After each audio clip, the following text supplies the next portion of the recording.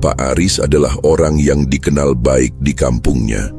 Ia bukan orang kaya dari lahir, bukan juga orang yang mewarisi usaha dari orang tua. Semua yang ia miliki sekarang adalah hasil kerja kerasnya sendiri, dimulai dari satu toko kecil yang ia buka bertahun-tahun lalu dengan modal seadanya. Toko itu ia jaga sendiri, ia belanjakan barangnya sendiri, dan ia layani pembelinya dengan sabar setiap hari. Lama-kelamaan toko itu berkembang, pelanggannya bertambah, dan kepercayaan orang-orang di sekitarnya kepada Pak Aris juga ikut tumbuh. Sampai akhirnya ia berhasil membuka cabang kedua, lalu cabang ketiga.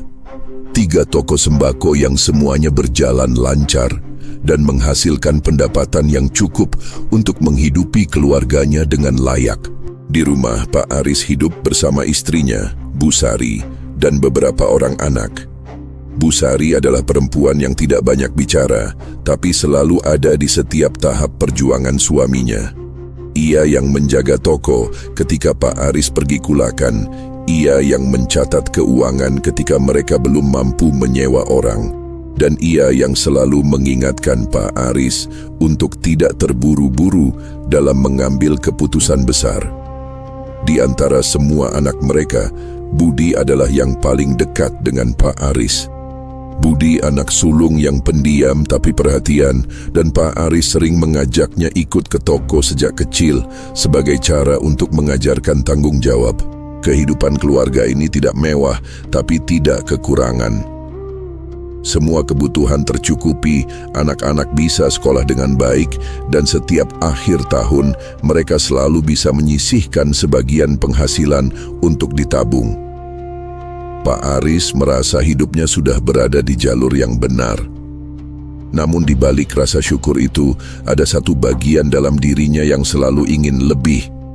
Ia ingin usahanya berkembang lebih cepat, ingin membuka cabang keempat, ingin punya gudang sendiri, ingin tidak bergantung terus pada supplier yang harganya bisa berubah sewaktu-waktu. Keinginan itu wajar, tapi keinginan itu pula yang akhirnya membuat ia lengah. Suatu hari seorang kenalan lama datang menemui Pak Aris di tokonya. Namanya Darto, orang yang pernah beberapa kali berbisnis kecil-kecilan dengan Pak Aris bertahun-tahun lalu. Darto datang dengan penampilan yang rapi dan membawa cerita tentang program investasi yang ia ikuti. Katanya, uang yang ia tanamkan sudah berkembang 2 kali lipat hanya dalam 3 bulan. "Saya tidak bohong, Riz," kata Darto waktu itu, duduk di kursi plastik di sudut toko sambil minum teh yang dibuatkan Bu Sari. "Ini bukan sembarangan. Sudah banyak orang yang ikut dan semuanya dapat hasilnya." Pak Aris mendengarkan dengan seksama. Ia tidak langsung percaya, tapi ia juga tidak langsung menolak. Ia bertanya bagaimana sistemnya, siapa yang mengelola, dan apa jaminannya. Darto menjawab semua pertanyaan itu dengan lancar, lengkap dengan dokumen yang ia bawa dan beberapa nama orang yang katanya sudah membuktikan keuntungan dari program tersebut. Pak Aris pulang malam itu dengan pikiran yang penuh. Beberapa hari kemudian, ia mencoba menanamkan modal dalam jumlah kecil hanya untuk melihat hasilnya. 3 minggu setelahnya, ia benar-benar menerima keuntungan. Jumlahnya tidak besar, tapi cukup untuk membuat Pak Aris merasa program itu nyata dan bisa dipercaya. Ia menambah jumlah investasinya. Keuntungan berikutnya datang lagi. Pak Aris semakin yakin. "Bu, saya mau tambah lagi modalnya," katanya kepada Bu Sari suatu malam. "Hasilnya bagus.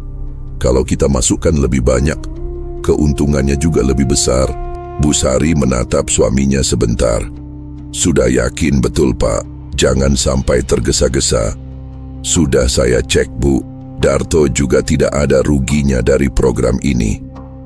Bu Sari tidak melarang, tapi wajahnya tidak menunjukkan persetujuan penuh. Pak Aris tetap melanjutkan rencananya. Dalam beberapa bulan ke depan, Pak Aris terus menambah jumlah modal yang ia tanamkan. Ia mulai menggunakan tabungan yang selama ini ia kumpulkan dari hasil toko. Ketika tabungan sudah habis, ia meminjam dari bank dengan alasan untuk pengembangan usaha. Pinjaman pertama cair, ia masukkan ke investasi. Pinjaman kedua menyusul. Ia merasa ini hanya soal waktu sampai keuntungan besar datang, dan semua pinjaman itu bisa dilunasi sekaligus.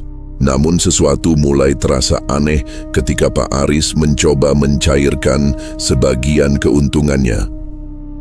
Prosesnya tiba-tiba menjadi lambat. Ada saja alasan yang diberikan, mulai dari sistem sedang dalam perbaikan sampai ada verifikasi tambahan yang harus dilakukan. Pak Aris mulai tidak sabar dan mencoba menghubungi Darto. "Darto, ini kenapa cairnya lama sekali? Saya butuh kepastian." Darto menjawab dengan tenang, "Sabar dulu, Riz. Ini memang lagi ada proses internal. Sebentar lagi pasti beres." Pak Aris menunggu. Seminggu berlalu, 2 minggu, sebulan, tidak ada kabar. Ia mencoba menghubungi nomor kantor yang pernah diberikan Darto, tapi tidak ada yang mengangkat. Ia mendatangi alamat kantor yang tercantum di dokumen dan menemukan tempat itu sudah kosong. Ia mencari Darto, namun Darto sudah tidak bisa dihubungi dan tidak ada yang tahu keberadaannya. Pak Aris berdiri di depan pintu kantor yang kosong itu cukup lama. Pikirannya belum mau menerima kenyataan yang sudah ada di depan matanya. Ia masih berharap ada penjelasan lain, ada kesalahpahaman yang bisa diluruskan. Tapi semakin lama ia berdiri di situ, semakin jelas bahwa tidak ada yang bisa ia tunggu lagi. Ia pulang ke rumah dan duduk di ruang tamu tanpa berkata apapun. Bu Sari yang melihat wajah suaminya langsung tahu ada sesuatu yang serius. "Pak, kenapa? Ada apa?" Pak Aris tidak langsung menjawab. Ia menarik napas panjang lalu berkata pelan, "Uangnya hilang, Bu, semua." Bu Sari terdiam. "Maksudnya, kantornya sudah kosong.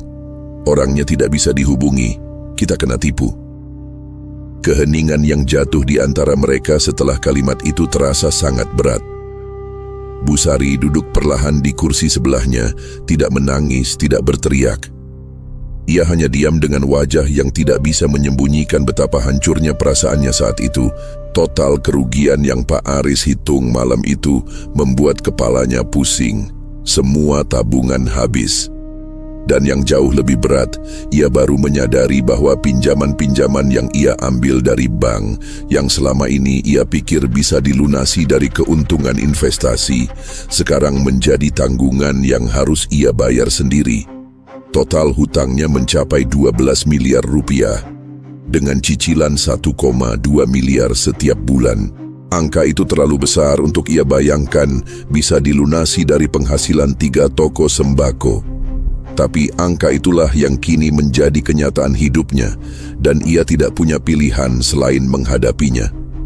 Sejak minggu pertama setelah ia menyadari penuh kondisinya, ia langsung mulai mengambil tindakan. Hal pertama yang ia lakukan adalah memperketat semua pengeluaran. Biaya operasional 3 toko ia pangkas sehemat mungkin. Karyawan yang sebelumnya ada 3 orang di masing-masing toko, ia kurangi menjadi 1 atau 2 orang saja. Listrik, air, dan semua pengeluaran yang bisa dikurangi ia kurangi. Ia dan Bu Sari sendiri turun langsung melayani pembeli di toko utama untuk mengurangi biaya tenaga kerja. Selain itu, Pak Aris mulai menjual beberapa aset pribadi yang ia miliki. Kendaraan kedua ia jual, beberapa perhiasan Bu Sari yang disimpan sebagai cadangan juga ikut dijual. Uang hasil penjualan itu ia gunakan untuk membayar cicilan bulan pertama dan kedua setelah masalah ini muncul. Tapi penghasilan toko dan hasil penjualan aset itu tidak cukup. Cicilan 1,2 miliar setiap bulan adalah angka yang jauh melampaui kemampuan 3 toko sembako. Bahkan jika semua keuntungannya dikumpulkan tanpa sisa. Pak Aris sudah menghitung berkali-kali dan hasilnya selalu sama. Tidak akan cukup. Pihak bank tidak menunggu lama. Surat peringatan pertama datang sekitar 6 minggu setelah Pak Aris mulai telat membayar cicilan. Surat itu singkat dan formal, berisi angka tunggakan dan batas waktu pembayaran. Pak Aris membaca surat itu di meja makan, lalu melipatnya dan menyimpannya di laci. Bu Sari yang melihat ekspresi suaminya tidak bertanya, tapi ia tahu isinya. Beberapa minggu kemudian, seorang petugas dari bank datang langsung ke toko utama. Petugas itu berpakaian rapi, berbicara sopan, tapi isi pembicaraannya tidak bisa membuat Pak Aris merasa tenang. "Pak Aris, kami perlu bicara soal tunggakan yang belum terselesaikan," kata petugas itu di ruang kecil belakang toko setelah Pak Aris mempersilakannya duduk. "Sudah 3 bulan ini pembayarannya tidak penuh. Kami butuh kepastian dari Bapak." "Saya tahu," jawab Pak Aris. "Saya sedang berusaha. Tolong kasih saya waktu sedikit lagi." "Kami sudah memberi waktu sejak surat pertama dikirim, Pak. Kalau tidak ada pembayaran dalam waktu dekat, prosesnya akan berlanjut ke tahap berikutnya." Pak Aris mengangguk pelan. Ia tidak membantah karena memang tidak ada yang bisa ia bantah. Petugas itu pamit dengan sopan dan Pak Aris duduk sendirian di ruang belakang itu cukup lama sebelum akhirnya kembali ke depan untuk melayani pembeli. Di tengah tekanan dari bank, Pak Aris juga menempuh jalan lain yang bersifat lebih ke dalam. Ia mulai memperbanyak ibadah. Salat 5 waktu yang sebelumnya kadang ia lakukan dengan terburu-buru, kini ia lakukan dengan lebih tenang dan penuh.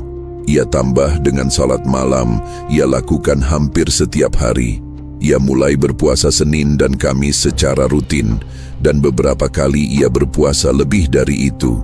Ia berdoa dengan sungguh-sungguh, meminta pertolongan, meminta jalan keluar, meminta setidaknya kekuatan untuk bisa bertahan.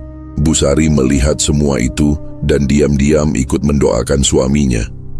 Tapi ada satu malam ketika ia tidak bisa menahan diri untuk tidak bertanya. "Pak, kondisi badan Bapak baik-baik saja kan?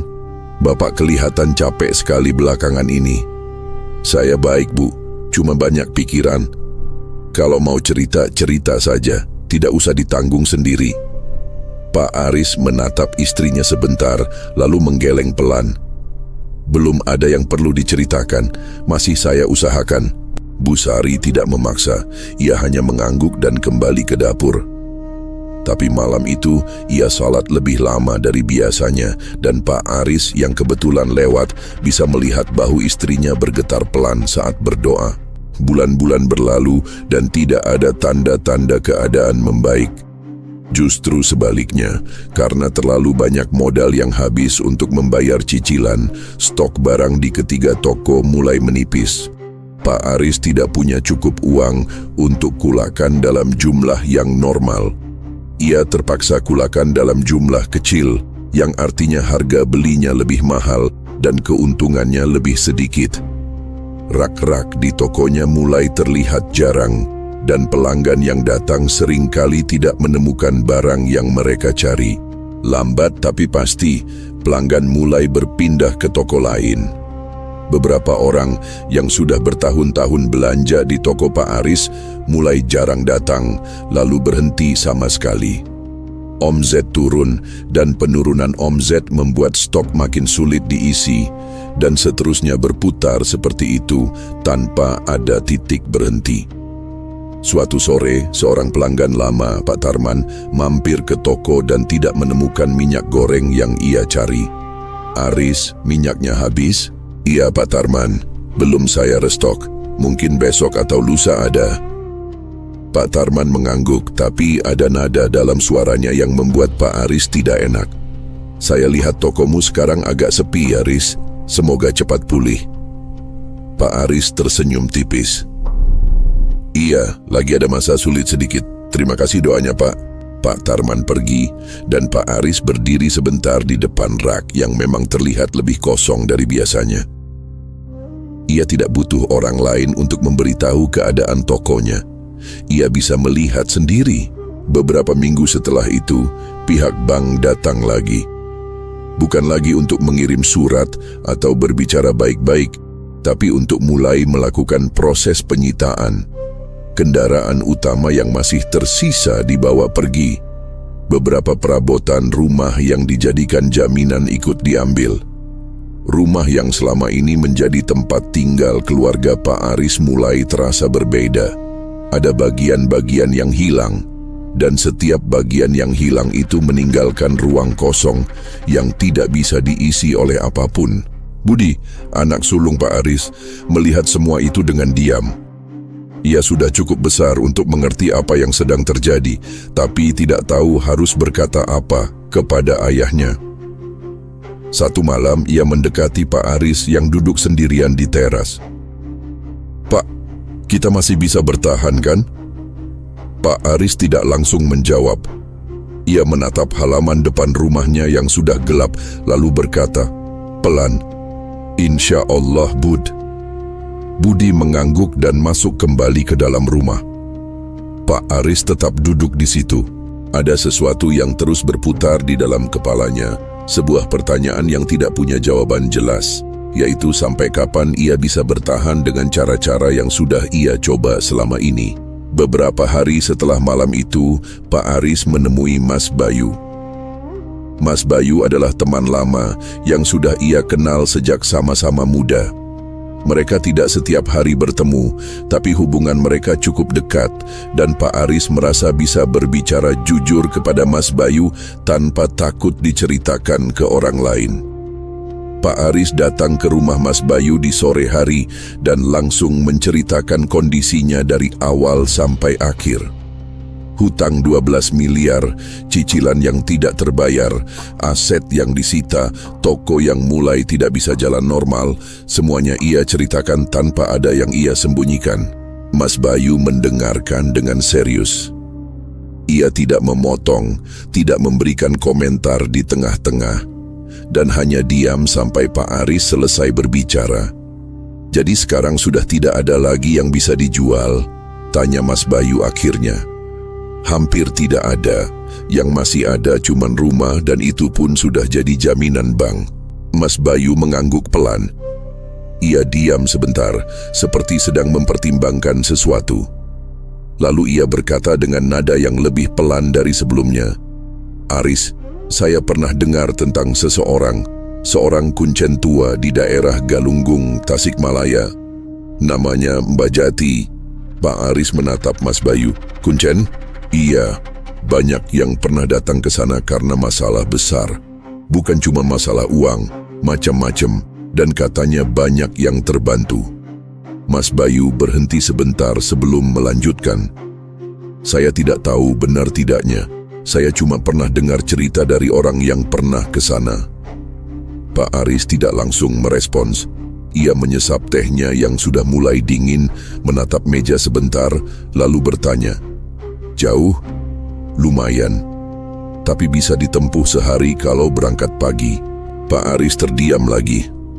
Dalam keadaan normal, ia tidak akan mempertimbangkan hal seperti ini. Ia bukan orang yang percaya pada dukun atau kuncen atau hal-hal semacam itu. Tapi keadaannya sekarang bukan keadaan normal. Semua cara yang masuk akal sudah ia coba dan tidak ada yang berhasil. Rasa tidak punya pilihan itu yang akhirnya membuat ia mengangguk pelan dan berkata, "Antarkan saya ke sana, Bayu." Mereka berangkat 3 hari kemudian, pagi-pagi sebelum toko dibuka. Pak Aris hanya bilang kepada Bu Sari bahwa ia perlu pergi sebentar untuk urusan yang tidak bisa ditunda. Bu Sari tidak bertanya banyak, hanya mengingatkan Pak Aris untuk makan sebelum berangkat. Pak Aris mengiyakan, lalu pergi bersama Mas Bayu menggunakan kendaraan Mas Bayu. Perjalanan ke Tasikmalaya memakan waktu beberapa jam. Setelah sampai di kota, mereka tidak langsung berhenti, tapi terus melanjutkan perjalanan ke arah kawasan Gunung Galunggung. Jalan yang mereka lalui semakin lama semakin menyempit. Aspal berganti dengan jalan berbatu, lalu berganti lagi dengan jalan tanah yang hanya cukup untuk satu kendaraan. Pohon-pohon di kiri kanan jalan semakin rapat dan suara kendaraan terasa lebih keras karena tidak ada bangunan yang menyerap suara. Mas Bayu mengemudi dengan hati-hati dan Pak Aris duduk di kursi penumpang sambil menatap keluar jendela tanpa banyak bicara. "Masih jauh?" tanya Pak Aris di satu titik ketika jalan yang mereka lalui terasa semakin tidak jelas. Kata orang yang pernah ke sini, ada belokan ke kiri setelah jembatan kecil. Dari sana jalan kaki sekitar 20 menit. Pak Aris mengangguk dan kembali diam. Ia tidak tahu apa yang akan ia temui di sana, dan ia tidak tahu apakah perjalanan ini akan menghasilkan sesuatu atau tidak. Yang ia tahu hanya satu, ia sudah tidak punya pilihan yang lebih baik. Mereka menemukan jembatan kecil yang dimaksud dan memarkirkan kendaraan di pinggir jalan. Lalu mereka berjalan kaki mengikuti jalan setapak yang sempit masuk ke dalam area yang semakin sepi. Suara air sungai terdengar dari arah bawah dan sesekali suara burung terdengar dari atas pohon.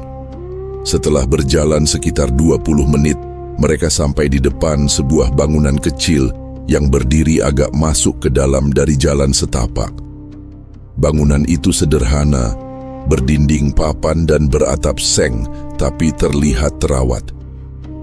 Di depannya ada seorang laki-laki tua yang duduk di bangku kayu, berpakaian serba putih dengan rambut putih yang tidak terlalu panjang. Laki-laki tua itu tidak bergerak ketika mereka datang, tapi matanya mengikuti langkah mereka sejak dari kejauhan. Mas Bayu memberi salam dan memperkenalkan diri serta Pak Aris. Laki-laki tua itu, yang memang Mbah Jati, hanya mengangguk dan mempersilakan mereka duduk di bangku yang ada di dekatnya. "Ceritakan," kata Mbah Jati singkat menatap Pak Aris. Pak Aris mulai bercerita. Ia menceritakan penipuan investasi, besarnya hutang yang ia tanggung, cicilan bank yang tidak terbayar, aset yang sudah habis disita, dan semua usaha yang sudah ia lakukan, termasuk jalan ibadah yang ia tempuh selama berbulan-bulan. Mbah Jati mendengarkan tanpa memotong, wajahnya tenang dan tidak menunjukkan ekspresi yang berubah-ubah. Ketika Pak Aris selesai bicara, Mbah Jati tidak langsung merespons. Ia diam cukup lama, menatap ke arah pohon-pohon di depannya. Lalu ia berkata pelan, "Kamu sudah coba semua jalan yang kamu tahu dan tidak ada yang berhasil." "Iya Mbah," jawab Pak Aris. "Ada satu jalan lagi, tapi ini bukan jalan biasa." Mbah Jati menoleh dan menatap Pak Aris langsung. Jalan ini melibatkan perjanjian. Bukan dengan manusia, tapi dengan bangsa jin yang selama ini tinggal di sungai di bawah sana. Pak Aris mendengar kalimat itu dan diam sejenak. Di sebelahnya, Mas Bayu juga tidak bersuara. "Perjanjian seperti apa, Mbah?" tanya Pak Aris akhirnya. "Perjanjian yang tidak bisa dibatalkan setelah dimulai. Kamu harus siap dengan itu sebelum kamu memilih." Mbah Jati melanjutkan penjelasannya dengan nada yang sama, datar dan tidak terburu-buru. Ia menjelaskan bahwa jin yang ia maksud adalah makhluk perempuan yang sudah lama mendiami sungai di kawasan itu dan bisa memberikan kekayaan kepada siapapun yang mau masuk ke dalam perjanjian dengannya. Bentuk perjanjiannya adalah prosesi yang disebut akad nikah batin, sebuah ikatan antara manusia dengan makhluk tersebut yang harus dilakukan dengan sungguh-sungguh dan memenuhi semua syarat yang berlaku. Mbah Jati memulai dari syarat yang paling utama. Ia menatap Pak Aris dan berkata dengan jelas, "Sebelum apapun dimulai, kamu harus bawa izin dari istri sahmu." Pak Aris mengernyit sedikit. "Izin istri? Iya. Ini bukan soal formalitas. Ini bagian dari syarat yang tidak bisa dilewati. Perjanjian ini melibatkan ikatan yang sifatnya seperti pernikahan. Kalau tidak ada izin dari istri sahmu, perjanjiannya tidak sempurna. Dan perjanjian yang tidak sempurna bisa membawa akibat yang sangat buruk, bukan hanya untuk kamu, tapi untuk orang-orang di sekitarmu." Mbah Jati berhenti sebentar lalu melanjutkan, "Selain izin istri, kamu juga harus menyiapkan mahar. uang tunai yang dimasukkan ke dalam botol sebagai mas kawin untuk prosesi akad nikah batin ini. Jumlahnya tergantung pilihan kamu, tapi ada batas minimumnya. Pak Aris mendengarkan semua itu dengan diam. Mas Bayu yang duduk di sebelahnya juga tidak bersuara. Suasana di depan rumah Mbah Jati terasa tenang, tapi tidak nyaman. Hanya ada suara angin yang lewat di antara pohon-pohon dan suara air sungai yang sayup-sayup terdengar dari bawah. Kalau semua syarat dipenuhi, prosesi bisa dilakukan, kata Mbah Jati menutup penjelasannya. Kalau ada satu saja yang tidak dipenuhi, saya tidak akan melanjutkan. Pak Aris mengangguk pelan, ia tidak bertanya lebih banyak. Di dalam pikirannya sudah ada satu hal yang langsung ia pikirkan begitu Mbah Jati menyebut syarat izin istri, yaitu bagaimana cara menyampaikan ini kepada Bu Sari. Mereka pamit kepada Mbah Jati tidak lama setelah itu, dan perjalanan pulang dilalui hampir seluruhnya dalam diam. Mas Bayu sesekali melirik ke arah Pak Aris, tapi tidak bertanya apapun. Pak Aris menatap ke depan sepanjang jalan, pikirannya sudah jauh ke rumah.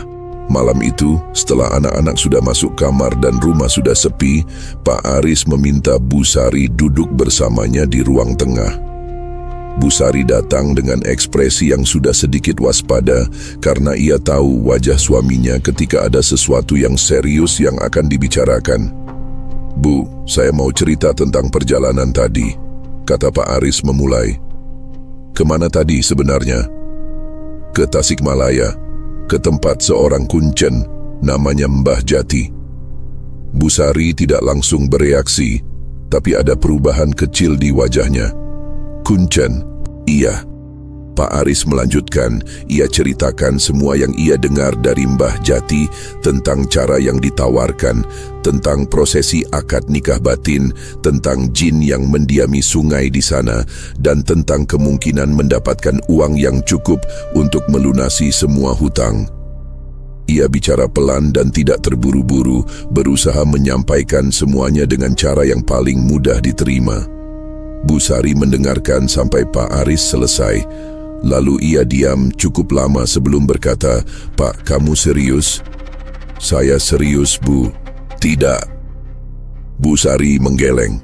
Suaranya tidak keras tapi tegas. Saya tidak bisa kasih izin untuk itu. Itu salah, Pak. Itu bukan jalan yang benar. Bu, kita sudah tidak punya pilihan lain. Hutangnya 12 miliar.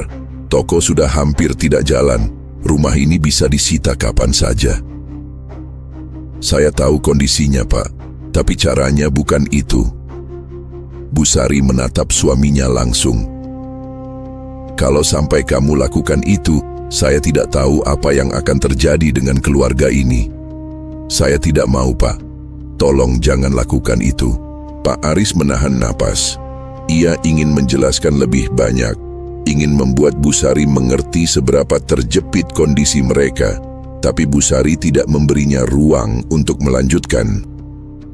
Tidak ada izin dari saya, kata Bu Sari sekali lagi, lalu berdiri dan masuk ke kamar. Pak Aris duduk sendirian di ruang tengah. Ia menatap lantai di depannya, tidak bergerak cukup lama. Ia tahu Bu Sari tidak asal menolak. Ia tahu istrinya berbicara dari rasa takut dan rasa sayang. Tapi di sisi lain, ia juga tidak bisa melihat jalan lain yang tersisa. Malam itu mereka tidur di kamar yang sama tapi tidak saling berbicara. Keesokan harinya tidak ada yang membahas percakapan semalam. Bu Sari menjalankan rutinitas seperti biasa, dan Pak Aris juga pergi membuka toko. Tapi sepanjang hari itu Pak Aris tidak bisa berpikir tentang hal lain.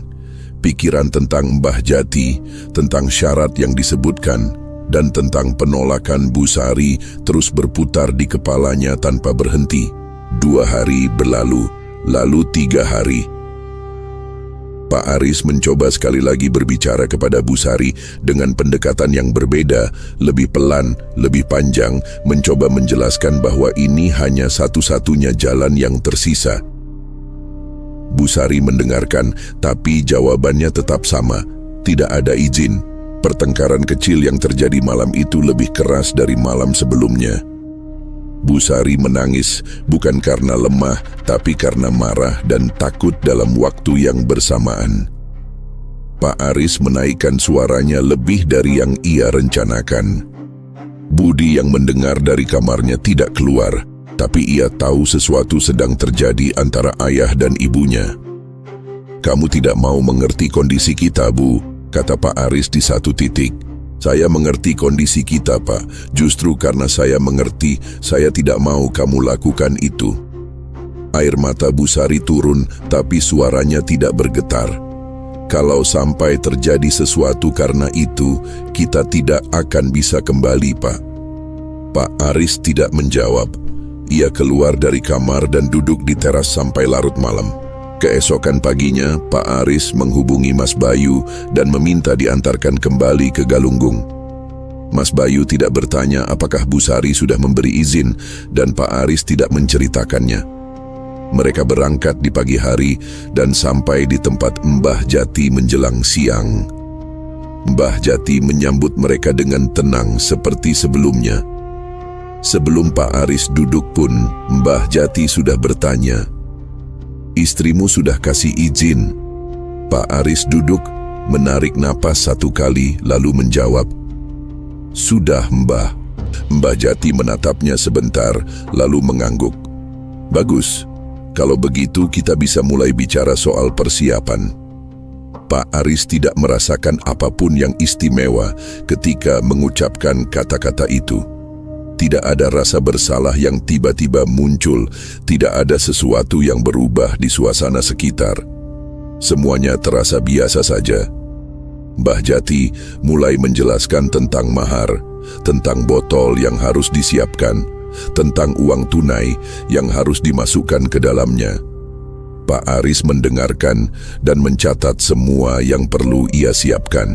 Sebelum mereka pulang, Pak Aris sudah memilih mahar yang akan ia bawa, yaitu sebuah botol berisi uang tunai senilai 30 juta rupiah sebagai mas kawin untuk prosesi yang akan segera dilakukan. Mbah Jati menyebutkan waktu yang tepat untuk ritual pertama dan Pak Aris menyanggupinya. Di perjalanan pulang, Mas Bayu bertanya dengan suara pelan, "Istri kamu benar sudah setuju, Riz?" Pak Aris menatap jalan di depannya dan menjawab, "Sudah." Mas Bayu tidak bertanya lagi. Jawaban "sudah" yang Pak Aris ucapkan kepada Mas Bayu di perjalanan pulang hari itu tidak ia pikirkan lagi setelahnya. Bukan karena ia tidak sadar bahwa itu kebohongan, tapi karena pikirannya sudah berpindah ke hal berikutnya, yaitu mempersiapkan semua yang harus ia bawa dan ia lakukan pada malam ritual yang sudah Mbah Jati tentukan. Pak Aris menyiapkan botol mahar berisi uang tunai 30 juta rupiah seperti yang sudah disepakati. Ia simpan di dalam tas yang ia bawa sendiri. Ia tidak menceritakan apapun kepada Bu Sari tentang rencana malam itu. Ia hanya bilang bahwa ia perlu pergi sebentar bersama Mas Bayu untuk urusan yang tidak bisa ditunda. Bu Sari menerima penjelasan itu tanpa banyak bertanya, meski wajahnya menunjukkan bahwa ia tidak sepenuhnya percaya dengan alasan yang diberikan suaminya. Pak Aris dan Mas Bayu berangkat menjelang sore agar bisa sampai di kawasan Galunggung sebelum malam. Mbah Jati sudah menunggu mereka dan langsung mengajak keduanya berjalan menuju sungai yang letaknya tidak jauh dari tempat tinggalnya. Perjalanan kaki menuju tepi sungai itu hanya memakan waktu sekitar 10 menit, tapi medannya menurun dan agak licin karena tanah di sekitar situ lembab. Mbah Jati berjalan di depan tanpa menggunakan penerangan apapun, seolah ia sudah sangat hafal setiap langkah jalannya bahkan dalam gelap. Ketika mereka sampai di tepi sungai, Pak Aris berdiri sebentar dan memandang ke arah air. Sungai itu tidak lebar, tapi arusnya terlihat cukup kuat dari suaranya. Warna airnya gelap dan permukaan airnya tidak memantulkan cahaya dengan normal, meskipun ada cahaya bulan di atas. Udara di sekitar situ lebih dingin dari udara di jalan tadi, dan ada bau yang samar, bukan bau busuk, tapi bau yang sulit dijelaskan, seperti campuran tanah basah dan sesuatu yang lain yang tidak bisa Pak Aris namakan. "Letakkan mahar di tepi air," kata Mbah Jati kepada Pak Aris. Pak Aris mengeluarkan botol berisi uang tunai itu dari tasnya dan meletakkannya di atas batu besar yang berada tepat di pinggir air, seperti yang Mbah Jati tunjuk. Mas Bayu berdiri sedikit di belakang, tidak terlalu jauh tapi juga tidak ikut mendekat ke tepi air. Mbah Jati mulai memimpin prosesi. Ia membaca bacaan-bacaan dengan suara yang tidak keras, dalam bahasa yang tidak dimengerti Pak Aris maupun Mas Bayu. Bacaan itu panjang dan diulang beberapa kali dengan irama yang sama. Pak Aris berdiri di tempat yang Mbah Jati tunjuk, tidak jauh dari batu tempat ia meletakkan mahar menghadap ke arah sungai. Ia tidak diminta melakukan apapun selain berdiri dan diam. Beberapa menit berlalu. Pak Aris tidak merasakan apapun yang aneh pada awalnya. Tapi kemudian ada sesuatu yang mulai berubah. Kepalanya terasa berat secara tiba-tiba, seperti kantuk yang datang sangat cepat tanpa ada tanda sebelumnya. Pandangannya mulai tidak fokus. Suara bacaan Mbah Jati yang tadinya terdengar jelas mulai terdengar seperti dari kejauhan, seperti ada lapisan antara telinganya dan suara itu. Pak Aris mencoba mempertahankan kesadarannya, tapi tubuhnya tidak mau bekerja sama. Kakinya terasa berat dan ia tidak bisa memaksa dirinya untuk bergerak. Mas Bayu yang berdiri di belakang melihat tubuh Pak Aris mulai berubah cara berdinya. Pak Aris tidak jatuh, tapi gerakannya tidak lagi terlihat seperti gerakan orang yang sepenuhnya sadar. "Mbah, Pak Aris kenapa?" tanya Mas Bayu dengan suara yang tidak terlalu keras, separuh berbisik. Mbah Jati tidak menghentikan bacaannya. Ia hanya mengangkat satu tangan ke arah Mas Bayu tanpa menoleh, isyarat yang jelas artinya adalah diam dan jangan bergerak. Mas Bayu berdiri di tempatnya. Ia tidak bisa melihat dengan jelas apa yang terjadi di tepi sungai itu karena gelap. Hanya siluet Pak Aris yang terlihat. Tapi ia bisa merasakan bahwa suasana di sekitar situ berubah. Ada sesuatu yang terasa bergerak di dekat permukaan air. Tapi Mas Bayu tidak bisa memastikan apakah itu memang ada atau hanya perasaannya saja. Bulu di lengannya berdiri dan ia memilih untuk tidak menatap langsung ke arah sungai. Dalam kondisi kesadarannya yang hampir sepenuhnya hilang, Pak Aris bersetubuh dengan makhluk yang hadir dalam ritual itu. Ia tidak bisa melihat dengan jelas, tidak bisa berpikir dengan jernih, dan tidak bisa mengendalikan tubuhnya. Yang ia rasakan hanyalah bahwa ada sesuatu yang terjadi dan ia tidak punya kemampuan untuk menghentikannya. Tubuhnya bergerak tapi bukan atas kehendaknya sendiri. Kesadarannya ada di suatu tempat yang jauh dan waktu terasa tidak berjalan normal. Ketika kesadarannya kembali, Pak Aris tidak tahu berapa lama ia tidak sepenuhnya sadar. Ia berdiri di tepi sungai dengan tubuh yang terasa sangat lelah. Mbah Jati sudah berhenti membaca dan sedang berdiri tidak jauh darinya. Mas Bayu masih di tempat yang sama, menatap ke arah Pak Aris dengan wajah yang tidak bisa menyembunyikan rasa tidak nyamannya. "Sudah selesai," kata Mbah Jati datar.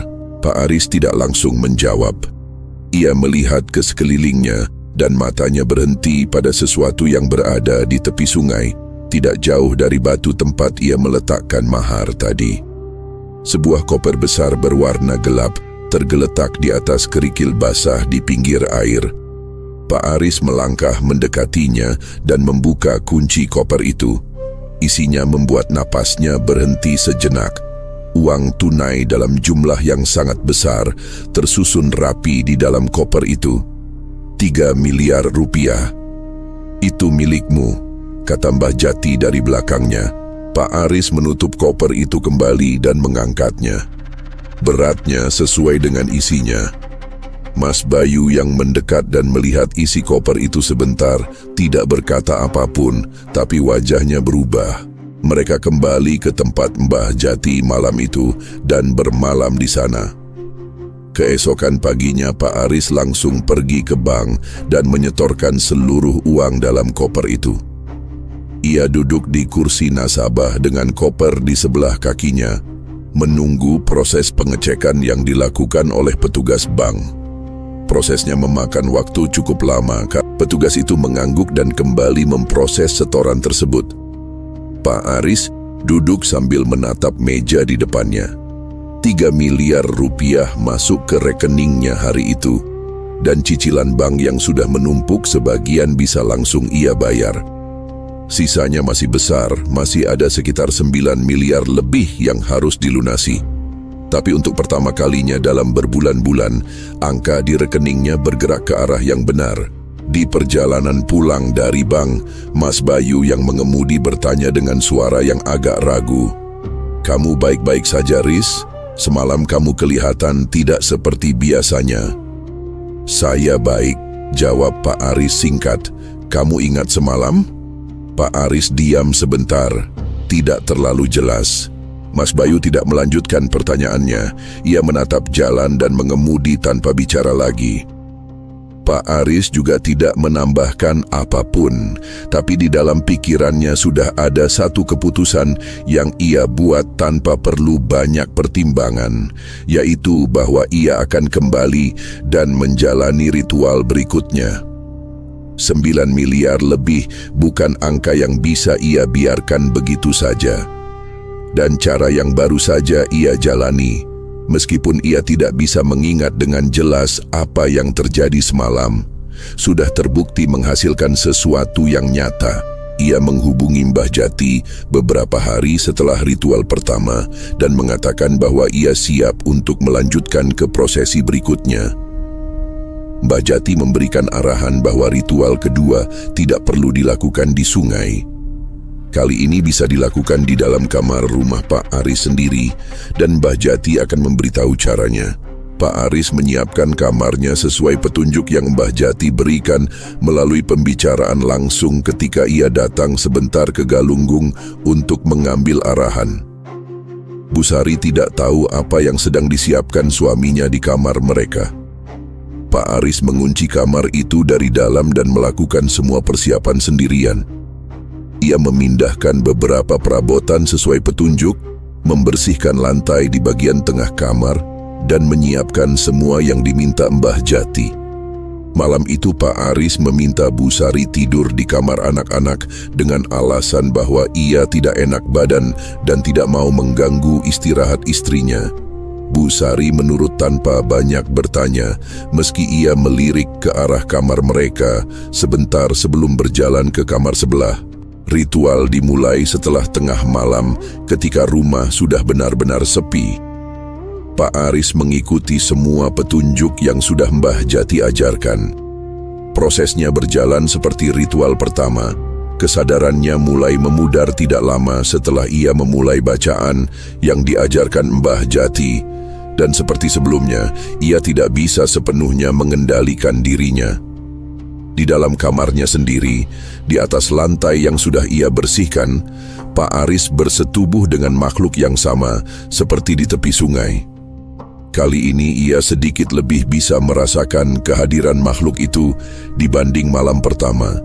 Tapi kesadarannya tetap tidak cukup jernih untuk bisa melihat atau memahami dengan jelas apa yang terjadi.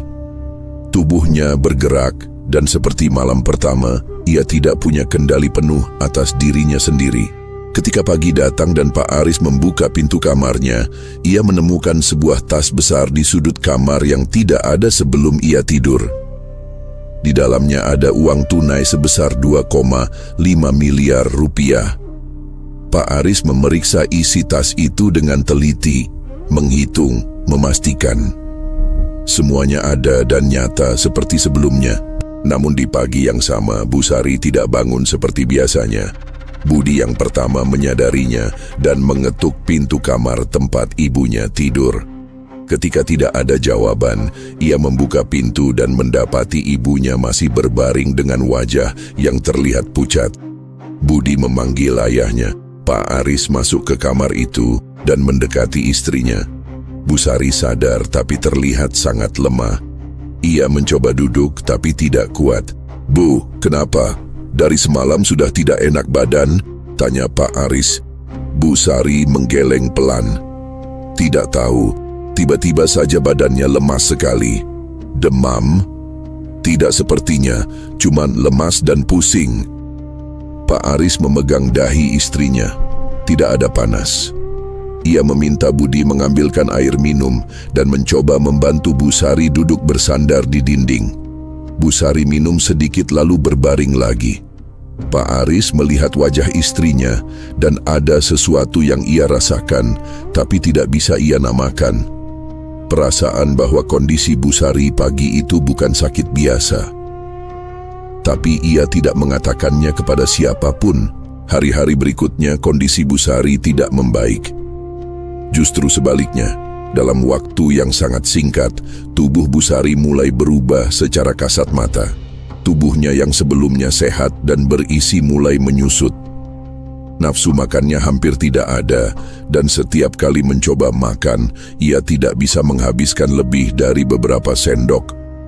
Kulitnya yang sebelumnya cerah mulai terlihat kusam dan kering. Orang yang melihatnya dari luar pun bisa langsung merasakan bahwa ada yang tidak beres. Perubahan itu terlalu cepat untuk bisa dianggap sebagai sakit biasa. Pak Aris membawa Bu Sari ke dokter umum di kota. Dokter memeriksa dengan teliti, mengambil sampel darah, dan meminta beberapa pemeriksaan tambahan. Hasilnya keluar 2 hari kemudian dan semuanya normal. Tidak ada infeksi, tidak ada kelainan darah, tidak ada masalah organ yang terdeteksi. Dokter tidak bisa memberikan diagnosa yang jelas dan hanya meresepkan vitamin serta obat penambah nafsu makan. Obat itu tidak memberikan perubahan apapun. Pak Aris membawa Bu Sari ke rumah sakit yang lebih besar. Pemeriksaan dilakukan lebih menyeluruh, lebih banyak tes, lebih banyak waktu yang dihabiskan di ruang tunggu dan di ruang periksa. Hasilnya tetap sama, tidak ditemukan penyakit apapun. Dokter di rumah sakit itu bahkan menyarankan untuk melakukan pemeriksaan psikologis, menduga bahwa mungkin ada tekanan batin yang berdampak pada kondisi fisik. Bu Sari menjalani semua saran itu dengan sabar, tapi kondisinya tidak berubah. Mas Bayu yang datang berkunjung suatu sore dan melihat langsung kondisi Bu Sari tidak bisa menyembunyikan reaksinya. Ia menarik Pak Aris keluar rumah dan berbicara dengan suara yang dipelankan. "Riz, saya lihat Bu Sari, perubahannya cepat sekali, ini tidak normal." "Sudah saya bawa ke dokter, kata dokter tidak ada penyakit." "Justru itu yang saya khawatirkan." Mas Bayu menatap Pak Aris langsung. "Kamu tidak berpikir ini ada hubungannya dengan ritual itu?" Pak Aris tidak langsung menjawab. Ia berdiri dengan tangan dimasukkan ke saku, menatap halaman depan rumahnya. "Kamu harus hentikan, Riz. Saya serius. Hutang saya masih besar, Bayu. Tapi Bu Sari kondisinya makin parah. Kalau ini memang ada hubungannya dan kamu terus lanjut, saya tidak tahu apa yang akan terjadi." Pak Aris menoleh ke arah Mas Bayu. Wajahnya terlihat lelah, tapi tidak menunjukkan tanda-tanda ia akan mengubah pikirannya. "Saya sudah mulai. Saya tidak bisa berhenti di tengah jalan." Mas Bayu menghela napas. "Kamu yakin?" "Saya yakin." Mas Bayu tidak berkata lagi. Ia masuk kembali ke dalam rumah, duduk sebentar, lalu pamit pulang lebih awal dari biasanya. Pak Aris mengantarnya ke pintu dan berdiri di teras setelah Mas Bayu pergi. Dari dalam rumah, suara batuk Bu Sari terdengar dari arah kamar. Budi keluar dari kamarnya dan pergi melihat ibunya, dan Pak Aris bisa mendengar suara anaknya memanggil nama ibunya dengan nada yang khawatir. Pak Aris berdiri di teras dan mendengar semua itu tanpa bergerak masuk. Ia memikirkan sisa hutang yang masih ada dan ritual ketiga yang harus segera ia jalani sesuai jadwal yang Mbah Jati berikan. Ritual ketiga dilakukan beberapa hari kemudian di kamar yang sama dengan cara yang sama seperti sebelumnya. Pak Aris sudah lebih hafal prosesnya dan tidak perlu banyak persiapan tambahan. Malam itu ia mengunci kamar dari dalam dan memulai bacaan yang diajarkan Mbah Jati. Tapi ada yang berbeda sejak awal malam itu. Sebelum kesadarannya mulai memudar, Pak Aris mendengar sesuatu dari dalam kamarnya yang membuat ia berhenti sejenak. Suara seperti ombak yang bergulung, berulang dan berirama, padahal rumahnya berada jauh dari laut dan tidak ada hujan di luar. Suara itu jelas, bukan samar-samar, dan terasa seperti datang dari dalam dinding kamar itu sendiri. Pak Aris melanjutkan bacaannya. Beberapa menit kemudian suara lain muncul, kali ini seperti angin kencang yang berputar di dalam ruangan. Tapi ketika Pak Aris mengangkat tangannya, ia tidak merasakan angin apapun di kulitnya. Suara itu ada, tapi tidak ada sumber fisiknya yang bisa ia pegang. Lalu muncul suara ketiga yang paling membuat bulu kulitnya berdiri. Suara berderak berat seperti sesuatu yang sangat besar sedang bergerak perlahan di bawah lantai kamarnya. Pak Aris duduk di tengah kamar itu dan mendengar semua suara itu datang bergantian lalu bersamaan. Di luar kamar, Budi yang tidur di kamar sebelah terbangun. Ia duduk di ranjangnya dalam gelap dan mendengarkan. Suara-suara itu terdengar juga dari kamarnya, samar tapi cukup jelas untuk membuat ia tidak bisa tidur lagi. Ia tidak berani membuka pintu kamarnya dan hanya duduk menunggu sampai semua suara itu berhenti. Ritual ketiga selesai dan Pak Aris mendapatkan uang tunai lagi setelahnya. Tapi kali ini yang paling ia ingat bukan uangnya. Yang paling ia ingat adalah momen ketika kesadarannya berada di titik yang paling kabur. Ia sempat melihat sesuatu. Bukan dengan jelas, hanya sekilas, tapi cukup untuk membuatnya tahu bahwa makhluk yang selama ini hadir dalam ritual itu bukan sesuatu yang tidak berwujud. Ada bentuk yang ia lihat, perempuan, wajah yang sangat cantik, tapi sesuatu di bagian bawah tubuhnya tidak seperti manusia. Pak Aris tidak bisa memastikan karena penglihatannya terlalu kabur, tapi gambaran itu tersimpan di kepalanya, bahkan setelah ia terbangun keesokan paginya. Ritual keempat dijadwalkan seminggu setelah ritual ketiga. Selama seminggu itu, kondisi Bu Sari terus memburuk. Tubuhnya semakin kurus dan ia sudah tidak bisa banyak bergerak. Budi dan anak-anak yang lain bergantian menjaganya. Pak Aris pulang pergi ke rumah sakit mengurus pemeriksaan tambahan yang disarankan dokter, tapi hasilnya tetap tidak menunjukkan penyakit apapun. Dokter mulai menyarankan rawat inap hanya untuk memantau, tapi Bu Sari menolak. Ia ingin tetap di rumah. "Pak, saya mau di rumah saja," kata Bu Sari suatu sore ketika Pak Aris duduk di tepi ranjangnya. Suara Bu Sari sudah tidak sekuat biasanya. "Kalau memang waktunya, saya mau di rumah." "Jangan bicara seperti itu, Bu," kata Pak Aris. Bu Sari menatap suaminya sebentar. Di wajahnya yang sudah sangat kurus itu masih ada sesuatu yang tidak berubah. Cara ia menatap Pak Aris seperti ia masih mengenal suaminya lebih dalam dari yang siapapun bisa bayangkan. "Pak, ada sesuatu yang kamu sembunyikan dari saya." Pak Aris tidak menjawab langsung. "Tidak ada, Bu." Bu Sari tidak memaksanya. Ia menutup matanya dan tidak berkata lagi. Pak Aris duduk di tepi ranjang itu beberapa menit sebelum akhirnya berdiri dan keluar dari kamar. Malam ritual keempat tiba. Pak Aris masuk ke kamarnya dan mengunci pintu seperti biasa. Tapi malam ini terasa berbeda sejak sebelum ia memulai apapun. Suara-suara yang muncul di ritual ketiga kembali hadir lebih cepat, seolah tidak perlu menunggu bacaan selesai untuk mulai terdengar.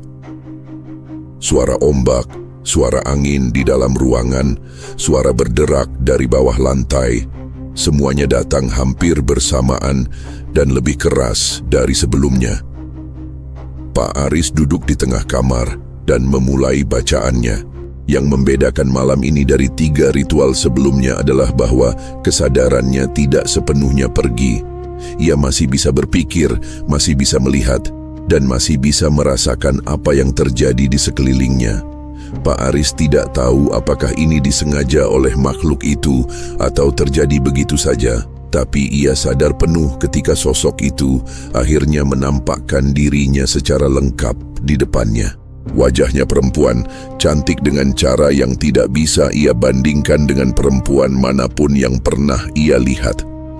Rambutnya hitam panjang dan kulitnya sangat putih. Tapi dari pinggang ke bawah, tubuhnya adalah tubuh buaya putih yang besar, bersisik, dan sangat nyata. Pak Aris terdiam melihat sosok itu. Ada rasa takut yang naik ke dadanya dengan sangat cepat, tapi sebelum ia bisa bereaksi apapun, sosok itu sudah berbicara dengan suara yang pelan dan jelas. "Jangan takut," kata sosok itu. Pak Aris tidak bisa bergerak. Ia hanya duduk dan menatap. "Kamu sudah sampai di malam terakhir," sosok itu melanjutkan. "Selesaikan apa yang sudah kamu mulai." Pak Aris menjalani ritual keempat itu dalam kondisi sadar sepenuhnya, berbeda dari 3 malam sebelumnya. Ia bisa merasakan dan mengingat semua yang terjadi. Ia bersetubuh dengan sosok itu dengan kesadaran penuh, dan setelah semuanya selesai, sosok itu berbicara lagi sebelum wujudnya memudar. "Namaku Ratu Dewi Ningrat Putih," kata sosok itu dengan nada yang tidak berubah dari awal. "Kamu harus tahu bahwa aku sudah mengandung benihmu." Pak Aris menatapnya. "Apa maksudnya?" "Artinya ada keturunan kita yang akan lahir di alam kami, dan kelak kamu harus mengurus mereka." Pak Aris tidak berkata apapun. Sosok itu menatapnya sekali lagi sebelum benar-benar menghilang, dan kamar itu kembali menjadi kamar biasa. Semua suara berhenti sekaligus. Keheningan yang datang setelahnya terasa sangat mendadak setelah malam yang penuh suara. Pagi harinya Pak Aris menemukan uang tunai 4,5 miliar rupiah di dalam kamarnya. Ia menghitung, memastikan, lalu menyimpannya untuk disetor ke bank. Dengan uang ini ditambah yang sudah ia terima sebelumnya, total yang ia terima sudah lebih dari cukup untuk melunasi seluruh sisa hutangnya. Masalah keuangan yang selama berbulan-bulan membuat hidupnya hancur secara hitungan angka sudah selesai. Hutang sudah lunas di atas kertas, tapi Pak Aris tidak merasakan lega apapun ketika ia menyetor uang terakhir ke bank dan petugas mengkonfirmasi bahwa semua cicilannya sudah terbayar penuh. Ia duduk di kursi nasabah itu sebentar setelah prosesnya selesai, memegang bukti pelunasan yang baru saja dicetak. Dan tidak ada satu perasaan pun yang ia harapkan datang. Tidak senang, tidak lega, tidak puas. Yang ada hanya pikiran tentang Bu Sari yang ia tinggalkan di rumah dalam kondisi yang semakin hari semakin buruk. Kondisi Bu Sari setelah ritual keempat selesai tidak menunjukkan tanda-tanda membaik. Justru sebaliknya, penurunannya semakin cepat. Tubuhnya yang sudah kurus sejak beberapa minggu lalu kini terlihat sangat berbeda dari perempuan yang dulu dikenal orang-orang di kampung itu. Tulang bahunya terlihat jelas di balik pakaiannya. Wajahnya yang dulu penuh kini tirus dan pasi. Ia tidak bisa duduk sendiri tanpa bersandar, dan berbicara pun hanya bisa dilakukan dalam kalimat-kalimat pendek karena napasnya cepat habis. Tetangga-tetangga mulai berdatangan menjenguk ketika kabar tentang kondisi Bu Sari menyebar. Beberapa orang yang sudah lama kenal Bu Sari tidak bisa menyembunyikan reaksi mereka ketika melihat langsung kondisi perempuan itu. Seorang tetangga dekat, Bu Lastri, yang datang bersama suaminya berdiri di pintu kamar cukup lama sebelum masuk. Setelah keluar dari kamar, ia menarik tangan Pak Aris dan berkata dengan suara yang dipelankan, "Pak Aris, Bu Sari sakitnya apa sebetulnya? Kok perubahannya cepat sekali?" "Dokter bilang tidak ketemu penyakitnya, Bu Lastri," jawab Pak Aris pelan. Bu Lastri menggeleng-geleng. "Saya kenal Bu Sari sudah lama, sebulan lalu masih sehat, sekarang seperti ini." Ia menghela napas. "Dibawa ke orang pintar tidak, Pak?" Pak Aris tidak menjawab pertanyaan itu. Ia hanya mengangguk sopan dan mengalihkan pembicaraan. Bu Lastri menatapnya sebentar dengan ekspresi yang sulit dibaca, lalu berpamitan. Budi yang selama ini paling banyak menjaga ibunya mulai kelihatan sangat kelelahan. Ia hampir tidak pernah meninggalkan rumah, selalu ada di dekat ibunya, membantu makan, membantu minum, dan memastikan ibunya tidak sendirian. Suatu malam, ketika Pak Aris masuk ke kamar Bu Sari, ia mendapati Budi sedang duduk di lantai di samping ranjang ibunya. Kepalanya tertunduk karena tertidur dalam posisi duduk. Bu Sari terbaring dengan mata terbuka, menatap langit-langit kamar. Pak Aris mendekat dan duduk di tepi ranjang. Bu Sari menoleh perlahan ke arahnya. "Pak," kata Bu Sari dengan suara yang sangat pelan. "Saya di sini, Bu." Bu Sari diam sebentar, lalu berkata, "Jaga anak-anak." Pak Aris tidak langsung menjawab. Tenggorokannya terasa seperti ada yang menyumbat. "Ibu tidak perlu bicara seperti itu. Jaga mereka, Pak." Bu Sari mengulang kalimat yang sama, bukan meminta, tapi lebih seperti menegaskan sesuatu yang sudah ia putuskan untuk ia katakan sebelum tidak bisa lagi. Matanya menatap Pak Aris dengan cara yang tidak berubah sejak dulu. Cara yang sama seperti ketika mereka masih muda dan baru memulai semua ini bersama. Pak Aris mengangguk. "Iya, Bu." Bu Sari menutup matanya setelah itu dan tidak berkata lagi malam itu. Beberapa hari kemudian, pagi-pagi sekali sebelum subuh, Budi membangunkan Pak Aris. Wajah Budi pucat dan matanya sudah merah. Pak Aris tidak perlu menunggu Budi bicara untuk mengerti apa yang terjadi. Ia berdiri dari tempat tidurnya dan berjalan ke kamar Bu Sari. Bu Sari sudah tidak bernapas.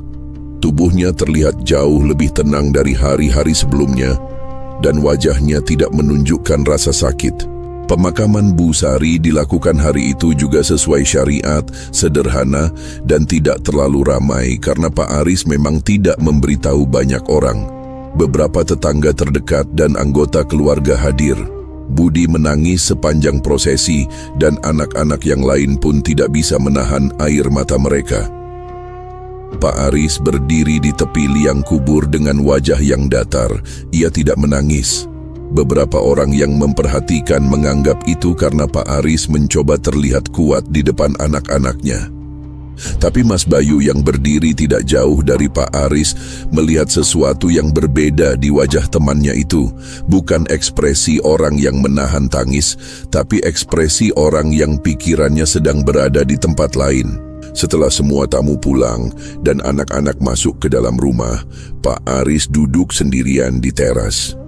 Mas Bayu yang hendak pamit berhenti dan duduk sebentar di sebelahnya. "Kamu baik-baik saja, Riz?" "Baik," jawab Pak Aris singkat. Mas Bayu tidak bertanya lagi. Ia pamit dan pergi meninggalkan Pak Aris sendirian di teras. 2 hari setelah pemakaman Bu Sari, Pak Aris merasakan sesuatu yang aneh pada kakinya. Awalnya hanya rasa gatal di bagian betis kanan yang tidak hilang meskipun sudah ia garuk. Lalu ketika ia melihat langsung ke bagian yang gatal itu, ia mendapati ada perubahan pada kulitnya. Kulitnya di area itu terlihat lebih tebal dari biasanya. Warnanya lebih gelap dan permukaannya tidak lagi mulus. Ada tekstur yang berbeda, keras dan berpetak-petak kecil seperti kulit binatang. Pak Aris memegang bagian itu dengan tangannya. Terasa keras di bawah jarinya. Ia mencoba menggosok tapi tidak berubah.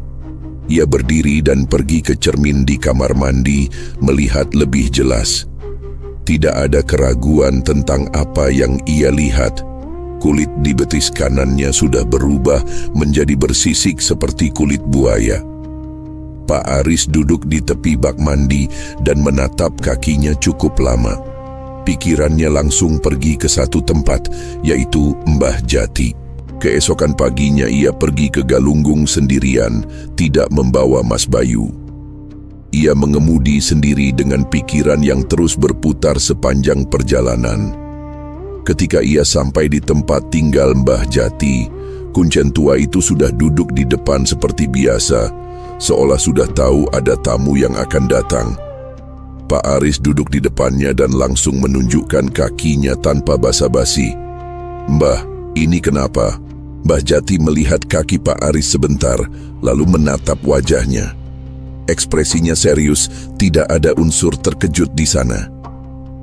"Kamu masih ingat syarat pertama yang saya sebut sebelum ritual dimulai?" tanya Mbah Jati. Pak Aris diam. "Izin istri," kata Mbah Jati menjawab sendiri pertanyaannya. "Saya tanya kamu waktu itu dan kamu bilang istrimu sudah kasih izin." "Iya," jawab Pak Aris pelan, "istrimu betul sudah kasih izin." Pak Aris tidak menjawab. Keheningan di antara mereka berlangsung cukup lama. Mbah Jati menatapnya tanpa berkedip dan Pak Aris akhirnya menggeleng pelan. Mbah Jati menghela napas dan memandang ke depan. "Itu sebabnya," katanya singkat. "Saya jelaskan dari awal supaya kamu benar-benar mengerti," kata Mbah Jati. "Bukan untuk menakut-nakuti, tapi karena kamu perlu tahu kondisi yang sebenarnya." Pak Aris mengangguk pelan. Ia tidak berkata apapun. "Perjanjian yang kamu masuki itu punya aturan yang tidak bisa diganggu-gugat oleh siapapun, termasuk saya," Mbah Jati memulai. "Syarat izin istri yang saya minta di awal bukan syarat yang saya buat sendiri. Itu bagian dari aturan perjanjian itu sendiri. Artinya, kalau syarat itu tidak dipenuhi, perjanjiannya tidak sempurna. Dan perjanjian yang tidak sempurna punya konsekuensinya sendiri." "Konsekuensi seperti apa, Mbah?"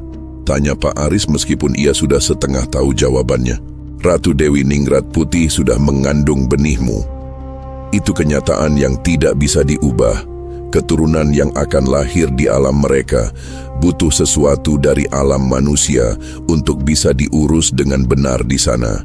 Dan sesuatu itu adalah nyawa."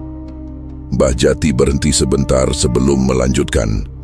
"Kalau perjanjiannya sempurna dari awal, ada cara lain untuk memenuhi kebutuhan itu. Tapi karena kamu berbohong soal izin istrimu, tidak ada cara lain yang tersedia. Nyawa istri sahmu yang diambil sebagai bagian dari konsekuensi itu." Pak Aris tidak bergerak. Ia menatap lantai di depannya. "Bu Sari meninggal karena ini," kata Pak Aris. Suaranya keluar lebih pelan dari yang ia rencanakan. "Iya."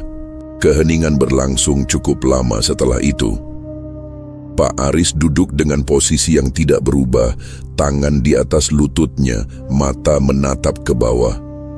Di luar, suara angin bergerak di antara pohon-pohon dan suara sungai dari bawah terdengar seperti biasa. Semuanya terasa normal di luar, tapi di dalam kepala Pak Aris ada sesuatu yang baru saja runtuh. Mbah Jati membiarkan keheningan itu berjalan sebentar sebelum melanjutkan. "Dan karena kamu yang memulai kebohongan itu, konsekuensinya tidak berhenti di istrimu." Pak Aris mengangkat mukanya dan menatap Mbah Jati.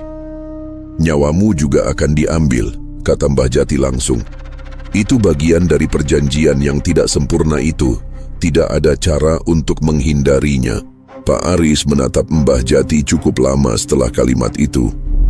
Ia tidak langsung bereaksi, tidak marah, tidak menangis, tidak berdiri dan pergi. Ia hanya duduk dan menatap wajah kuncen tua di depannya itu dengan ekspresi yang sulit dibaca bahkan oleh Mbah Jati sendiri. "Tidak ada cara sama sekali?" tanya Pak Aris akhirnya. "Tidak ada ritual lain, tidak ada yang bisa dilakukan." Mbah Jati menggeleng pelan. Perjanjian ini sudah selesai dijalani. Kamu sudah terima semua yang dijanjikan. Tidak ada yang bisa diputar balik setelah semuanya selesai seperti ini. Kalau ada cara, saya yang pertama akan memberitahumu, tapi tidak ada. Kapan? Tanya Pak Aris singkat. Saya tidak tahu pastinya, tapi kamu sudah lihat sendiri tandanya di kakimu itu. Mbah Jati menunjuk ke kaki Pak Aris yang bersisik. Itu bukan penyakit, itu perubahan yang akan terus berjalan. Dan ketika sudah sampai waktunya kamu akan tahu. Pak Aris menunduk dan melihat kakinya lagi. Sisik itu masih di tempat yang sama, seperti ketika ia berangkat dari rumah pagi tadi, di betis kanan. Tapi area yang tertutup sisik terlihat sedikit lebih luas dari yang ia ingat 2 hari lalu. Ia meletakkan tangannya di atas sisik itu, keras dan dingin di bawah telapak tangannya. Saya bisa beritahu anak-anak, tanya Pak Aris. Itu terserah kamu, tapi ada satu hal yang perlu kamu sampaikan kepada mereka sebelum waktunya tiba, kata Mbah Jati. Setelah kamu pergi, ada kewajiban yang harus diteruskan oleh keluarga yang kamu tinggalkan. Pemberian sesaji buah-buahan setiap malam selama 7 bulan. Itu bagian dari sisa perjanjian yang harus diselesaikan. Kalau tidak dilakukan, konsekuensinya bisa meluas ke anak-anakmu. Pak Aris mendengar itu dan tidak berkata apapun untuk beberapa saat. 7 bulan penuh, tidak boleh terputus. Pak Aris mengangguk pelan. Ia menyerap semua yang baru saja ia dengar dengan cara yang berbeda dari yang ia bayangkan. Tidak ada bagian dari dirinya yang berteriak atau memberontak. Yang ada hanya rasa lelah yang sangat dalam dan kesadaran bahwa semua ini adalah hasil dari keputusan-keputusan yang ia buat sendiri.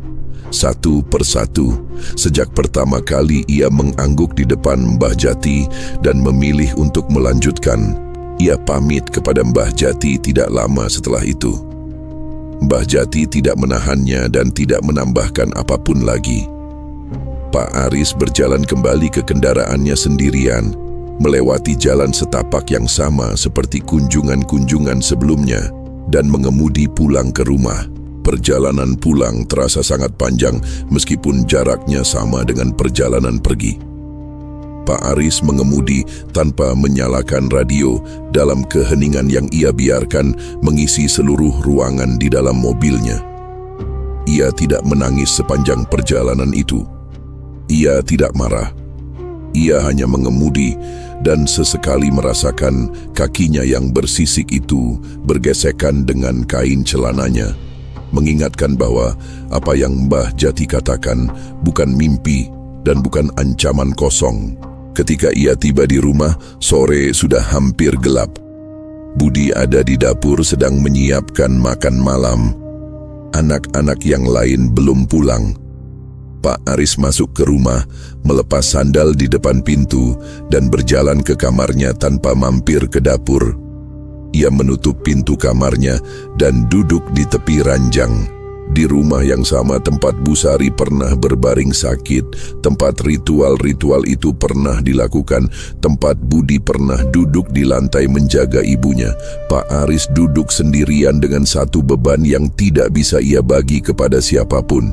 Ia tahu apa yang akan terjadi, ia tahu waktunya tidak akan lama, dan ia tahu bahwa tidak ada satu langkah pun yang bisa ia ambil untuk mengubah arah dari semua yang sudah berjalan. Hari-hari berikutnya berjalan dengan pola yang sama. Pak Aris hampir tidak keluar kamar. Kalaupun keluar hanya ke kamar mandi, dan Budi bisa melihat bahwa cara ayahnya berjalan sudah berubah. Langkahnya tidak normal, seperti ada bagian dari kakinya yang tidak bisa ditekuk dengan baik. Pak Aris tidak menjelaskan apapun dan Budi tidak bertanya, tapi ia memperhatikan semua itu dengan diam. Pada hari kelima setelah Pak Aris pulang dari Galunggung, Budi mendengar suara dari dalam kamar ayahnya di tengah malam. Bukan suara keras, hanya suara seseorang yang seperti sedang menahan sesuatu. Budi bangun dan berdiri di depan pintu kamar ayahnya. Ia mengetuk pelan. "Bapak." Sebentar tidak ada jawaban. Lalu suara Pak Aris terdengar dari dalam. "Masuk." Budi membuka pintu.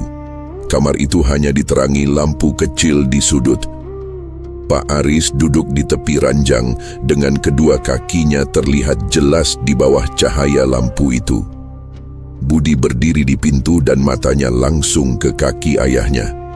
Sisik yang dulu hanya ada di betis kanan, sekarang sudah menutupi hampir seluruh kedua kakinya sampai ke paha, dan sebagian sudah merambat ke perut bagian bawah. Warnanya gelap dan permukaannya berkilat sedikit di bawah cahaya lampu. Budi tidak bergerak dari pintu. "Bapak kenapa?" Suaranya keluar pelan dan tidak stabil. "Duduklah, Bud," kata Pak Aris. Budi masuk dan duduk di kursi yang ada di sudut kamar, tidak jauh dari ranjang ayahnya. Pak Aris menatap anaknya beberapa saat sebelum mulai berbicara. Ia tidak memulai dari awal, tidak menceritakan investasi bodong atau hutang atau Mbah Jati. Ia langsung pada apa yang perlu Budi ketahui. "Bapak tidak akan lama lagi," kata Pak Aris dengan suara yang tenang. "Kamu harus siap." Budi menggeleng. "Jangan bicara seperti itu, Pak. Dengarkan dulu." Pak Aris menatap anaknya langsung. "Ada yang perlu Bapak minta. Ketika Bapak pergi nanti, jangan ceritakan ke orang-orang tentang kondisi tubuh Bapak. Pemakamannya dilakukan tertutup. Tidak perlu banyak orang, keluarga dekat saja." "Kenapa, Pak? Kondisi tubuh Bapak kenapa bisa seperti ini?" Pak Aris diam sebentar. "Ada hal yang Bapak lakukan yang tidak seharusnya Bapak lakukan, akibatnya seperti ini." Ia tidak menjelaskan lebih dari itu, dan nada suaranya menunjukkan bahwa ia tidak akan menjelaskan lebih jauh malam itu. "Yang penting, kamu ingat pesannya. Tertutup, tidak banyak orang." Budi menatap ayahnya dengan mata yang mulai berair. "Bapak tidak bisa ke dokter? Tidak bisa diobati?" "Tidak bisa." Kalimat itu singkat dan tidak ada ruang untuk dibantah. Budi menyeka matanya dengan punggung tangannya dan mengangguk meskipun seluruh tubuhnya menolak untuk menerima apa yang baru saja ia dengar. Pak Aris menatap anaknya itu dengan cara yang tidak bisa Budi artikan sepenuhnya.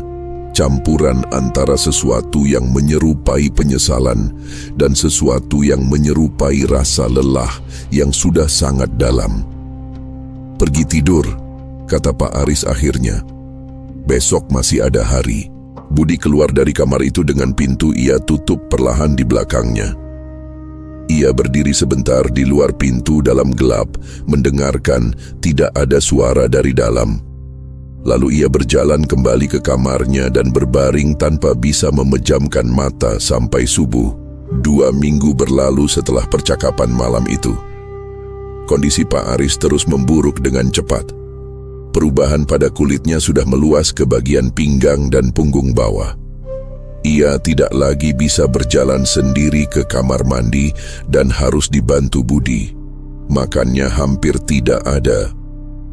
Tubuhnya yang dulu berisi mulai menyusut dan setiap kali Budi membantu ayahnya berpindah posisi, ia bisa merasakan bahwa bagian yang bersisik itu dingin dan keras di bawah tangannya, berbeda dari kulit manusia biasa. Budi tidak pernah menanyakan lagi apa yang sebenarnya terjadi. Ia hanya merawat ayahnya dengan diam, membawakan makan dan minum, membantu membersihkan tubuh ayahnya semampunya, dan duduk di kamar itu setiap malam sampai Pak Aris tertidur sebelum ia sendiri kembali ke kamarnya. Pada suatu pagi, Budi masuk ke kamar ayahnya seperti biasa dan mendapati Pak Aris sudah tidak bernapas. Tubuhnya terbaring dengan posisi yang tidak berubah dari malam sebelumnya. dan bagian yang tertutup sisik sudah meluas hampir ke seluruh tubuh bagian bawahnya. Budi berdiri di tepi ranjang itu cukup lama. Ia tidak langsung memanggil siapapun. Ia hanya berdiri dan menatap ayahnya dalam keheningan kamar yang pagi itu terasa berbeda dari semua pagi sebelumnya. Pemakaman Pak Aris dilakukan sesuai pesannya, tertutup dan hanya dihadiri keluarga inti. Tidak ada pengumuman ke tetangga, tidak ada keramaian. Budi mengurus semua prosesnya sendiri dibantu saudara-saudaranya. Kondisi tubuh Pak Aris saat meninggal tidak ia ceritakan kepada siapapun di luar keluarga, dan bahkan di antara saudara-saudaranya pun tidak ada yang membicarakannya secara terbuka setelah pemakaman selesai. Beberapa hari setelah pemakaman, Budi pergi ke Galunggung sendirian. Ia menemukan Mbah Jati di tempat yang sama seperti yang pernah diceritakan ayahnya, duduk di depan rumah kecilnya seperti orang yang tidak pernah pergi kemana-mana. Budi duduk di depan kuncen tua itu dan memperkenalkan diri sebagai anak Pak Aris. Mbah Jati mengangguk. "Saya sudah tahu kamu akan datang. Bapak saya bilang ada kewajiban yang harus kami teruskan," kata Budi langsung. "Sesaji buah-buahan setiap malam selama 7 bulan. "Iya," kata Mbah Jati. "Itu bagian dari sisa perjanjian yang belum selesai. Harus dilakukan tanpa putus. Kalau ada satu malam yang terlewat, kamu mulai lagi dari awal." Budi menatap Mbah Jati dengan wajah yang tidak menyembunyikan apa yang ia rasakan. "Bapak saya melakukan semua ini sendiri. Ibu saya meninggal karena ini. Bapak saya meninggal karena ini. Sekarang kami yang harus menanggung sisanya." Mbah Jati tidak terlihat tersinggung dengan pertanyaan itu. Ia menjawab dengan nada yang sama, seperti selalu ia berbicara, datar dan tidak terburu-buru. "Perjanjian itu dibuat oleh ayahmu, bukan oleh saya, bukan oleh kamu. Tapi perjanjian itu melibatkan keluarganya. Itu sudah bagian dari aturannya sejak awal." Budi tidak menjawab. Tidak ada yang bisa ia bantah dari kalimat itu karena ia tahu semuanya benar.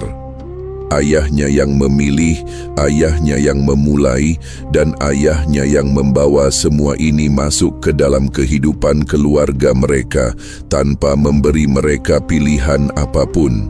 Ia pulang dari Galunggung dengan membawa satu kewajiban yang tidak ia minta dan tidak ia pilih.